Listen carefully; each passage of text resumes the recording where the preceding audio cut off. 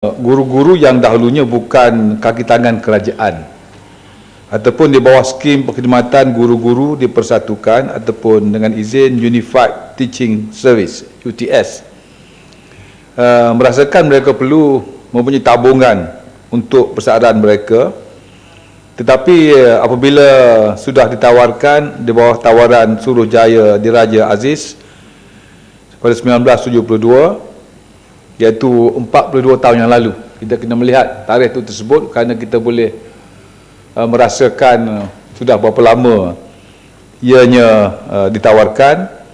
Jadi guru-guru sudah tertakluk kepada skim faedah persaraan kerajaan. Mereka sudah menjadi kaki tangan kerajaan. Dan dengan itu pada tahun 2007 terakhirlah caruman terakhir dikeluarkan.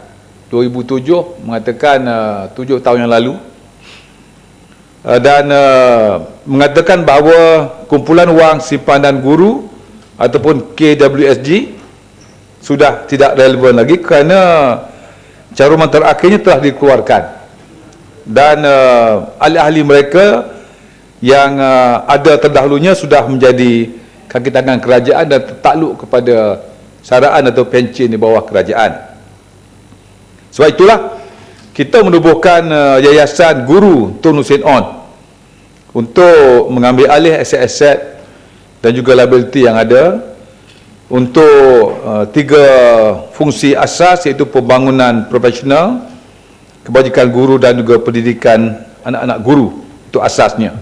Kerana ada mengatakan mengapa tubuh tak timbul, mengapa tubuh, kerana KWSG yang ada dahulu memang sudah tidak relevan lagi kerana sudah tidak ada pencarum-pencarumnya, dan pencarum yang akhir telah mengambil caruman mereka pada tahun 2007. Lenggong tadi, Berhormat Lenggong mengatakan bahawa perlunya jadi ditingkatkan, insya-Allah memang menjadi tanggungjawab kementerian, amanah yang telah diberi oleh kementerian untuk memastikan penubuhan Yayasan Guru Tun Hussein On ini akan bukan hanya meneruskan apa yang dilaksanakan terdahulu, tapi juga meningkatkan. Sebagaimana dikatakan, memberi beasiswa pada guru-guru yang biasanya dalam skim biasa ini tidak mampu mendapat pembiayaan kerajaan, terutama mereka yang had umurnya lebih, katakanlah mereka yang nak buat PhD yang lebih 43 tahun, yang membuat sarjana lebih 45 tahun. InsyaAllah yayasan ini boleh memainkan peranan mereka. Sama juga dengan kemudahan kesihatan seperti kursi roda anggota palsu boleh diberi kepada ahli-ahli dan juga anak-anak guru-guru, dan kebajikan kepada anak guru seperti yuran dan juga persekolahan.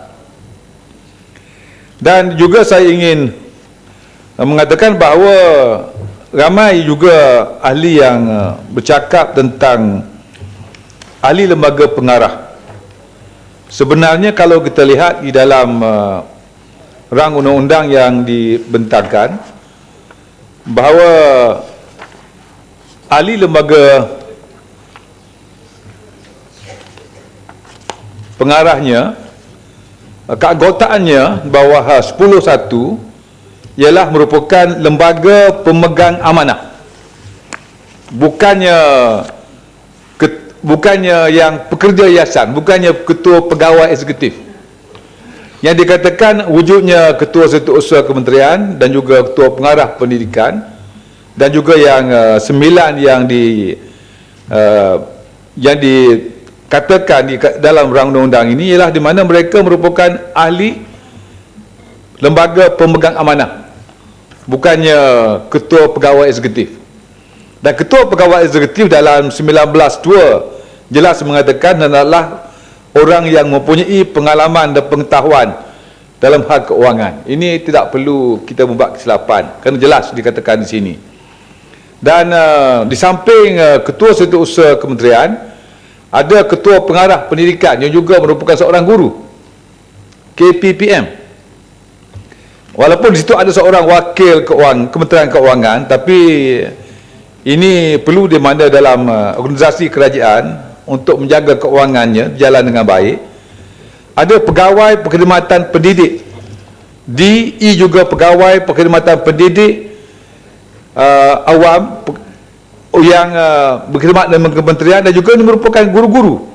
F juga merupakan seorang guru, yang G nya merupakan orang luar daripada guru. Ini mengatakan representasi guru dalam yayasan ini memang mencukupi, kerana inilah dikatakan yang harus memberi keutamaan dan juga keselesaan kepada guru-guru. Dan Tebrau juga banyak Tebrau tadi. Terima kasih kepada Tebrau kerana memberi banyak uraian tentang yayasan, kerana dia memang orang lama, nampak pun lama juga, lama sikit pada saya mungkin. Dan kita lihat beberapa pelaburan dahulu seperti simpanan tetap, saham di bursa dan hartanah akan dikekalkan, di samping perkara-perkara baru yang akan ditetapkan oleh ahli lembaga pengarah. Dan ada beberapa perkara yang ditimbulkan tadi oleh Ai Hitam, mengusik Tebrau tentang SRC 5. Perkara itu akan kita bawa kepada ahli lembaga pengarah. Saya tidak ada maklumat untuk saya beri pada hari ini juga.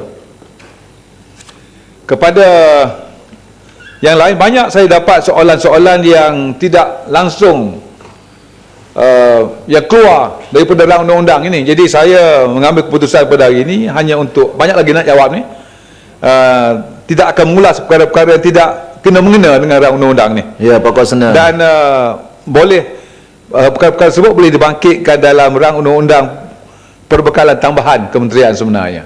Sila. Terima kasih. Tak habis lagi, panjang lagi. Terima kasih Datuk Yang Betul. Terima kasih Yang Mohd Menteri. Ini berkaitan dengan keanggotaan. Tadi Yang Mohd sebut bahawa tak timbul masalah tidak terlibat wakil guru ataupun tidak. Tapi apa yang penting ini disebut oleh rakan-rakan tadi, walaupun saya tidak mengambil bahagian dalam perbahasan, dan saya bersetuju dengan pandangan-pandangan bahawa yang perlu dibangkitkan di sini ialah wakil kesatuan secara resminya, bukan atas sifat ketua pengarah itu dia merupakan seorang guru ataupun tidak. Tapi bagi saya macam mana format di dalam KWSP.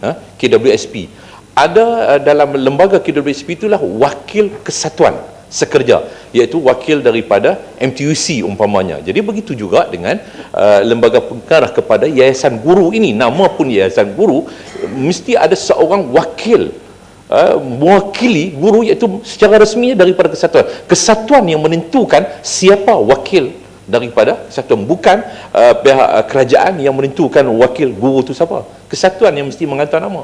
Jadi ini yang saya fikir bahawa perlu diberikan pertimbangan. Terima kasih. Yang berhormat, yang telah mengatakan perlunya wakil daripada persatuan. Sebenarnya guru juga merupakan ahli kepada persatuan, dan masih ada ruang sebenarnya untuk kementerian, kerana ada 3 orang lagi yang boleh dilantik oleh menteri untuk menjadi ahli dalam ahli lembaga pengarah ini. Jadi keanggotaannya masih lagi boleh dipertimbangkan. Untuk Yang Mohd minta maaf. Sepatutnya bagi saya bukan guru menteri yang melantik, tetapi perlu diletakkan secara khusus bagi saya bahawa wakil kesatuan guru. Jadi kesatuan yang menentukan orang itu. Tetapi di sini betul-betul atas ihsan menteri lah. Kalau menteri nak lantik, lantik lah. Kalau menteri tak nak lantik, tidak lantik lah. Tapi kalau kita masukkan di dalam clause keanggotaan ini bahawa wakil kesatuan itu dia jadi rasmi, seperti mana dalam KWSP. Saya fikir kerajaan juga sudah ada pengalaman dalam KWSP dan sebagainya. Sepatutnya itulah menjadi satu format yang sama dalam membentuk yayasan guru ni. Sebenarnya saya akan kata tadi, berhormat, memang ada ruang lagi, dan kita akan melihat kewajaran apa yang dikatakan oleh Yang Berhormat itu tadi. Bahkan serah juga banyak yang berkecakap tentang kebajikan guru, dan inilah sebenarnya yayasan ini insya-Allah akan memastikan kebajikan guru akan terus terpelihara. Ini dikatakan oleh saya tertarik dengan apa dikatakan oleh Bagan Serai tadi, bahawa ini merupakan yayasan, ini merupakan satu hadiah besar kepada guru. Terima kasih Yang Berhormat. Dan ini sebenarnya satu hadiah, saya katakan tadi, oleh kerana ia akan memastikan guru terus terbela sebagai satu profession yang mulia dan suci, yang saya terus mengatakan dari masa ke semasa, bahawa profesi guru akan terus dimartabatkan. Kerana itulah kita telah mengambil langkah-langkah sejak daripada pelancaran PPPN, Pelan Pembangunan Pendidikan, untuk memastikan guru akan terus terbela. Kalau kita lihat pula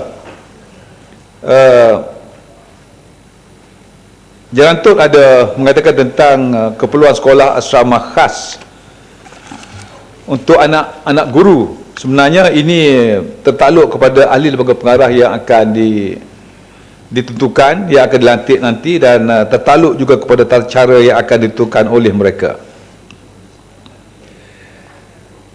Ada Sepang mengatakan tadi bahawa 62A tidak hanya menghadkan pelaburan kepada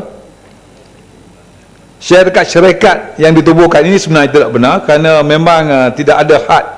Cuma ini mengatakan 62A hanya mengatakan hendaklah termasuk, bukan hanya.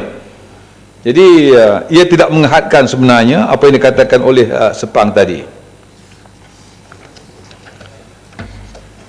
Untuk Batu Pahat ada mengatakan tentang jumlah wang yang ada masa kini. Sebenarnya jumlah wang tunai yang ada pada KWSG masa kini ialah RM47,761,320 49 juta. Dan aset bersih KWSG ialah RM254,931,779. Ya, mak tulis nampak. Ataupun 254 juta. Dan sebenarnya pencarum-pencarum yang dahulunya memang tidak sentiasa diberi tempat, di mana mereka telah sentiasa mendapat faedah caruman mereka pada setiap tahun.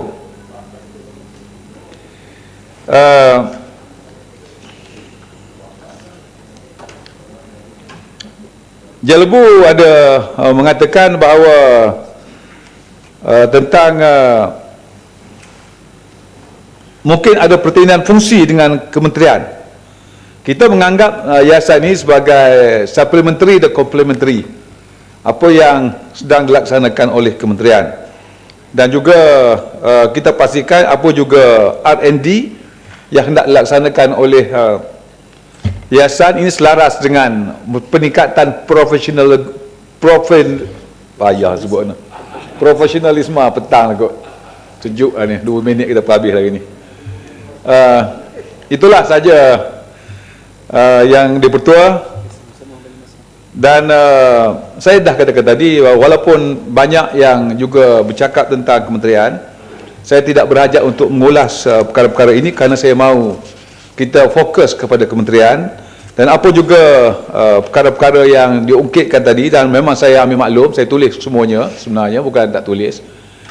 Dan kita pastikan agar semua yang dikatakan oleh Yang Berhormat tadi dibangkitkan dalam rang undang-undang perbekalan tambahan untuk memastikan kita boleh menjawab segala-galanya. Dan perlu saya katakan, ini perlu kita fokus kepada apa yang telah kita katakan tadi, agar Yayasan Guru Tun Hussein On ini akan terus dapat memainkan peranan mereka sebagai untuk membangunkan profesional. Itu boleh sebut, okey lah, boleh lah.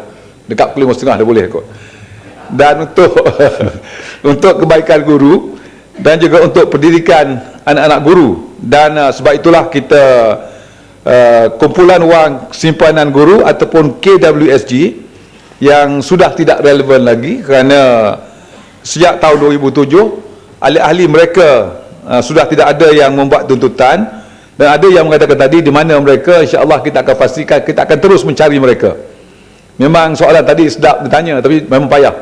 Memang payah sebenarnya, kerana memang kita tahu bahawa memang KWSG sentiasa mencari pencarum-pencarum. Mungkin Yang Berhormat boleh tolong kita, Berhormat boleh tolong kita mencari ahli-ahli yang masih ada, yang masih boleh dicari. InsyaAllah kita akan cari mereka dan pastikan mereka akan mendapat dibayar caruman-caruman mereka, kerana mereka merupakan guru-guru yang telah banyak berkhidmat kepada negara dan kepada anak bangsa kita.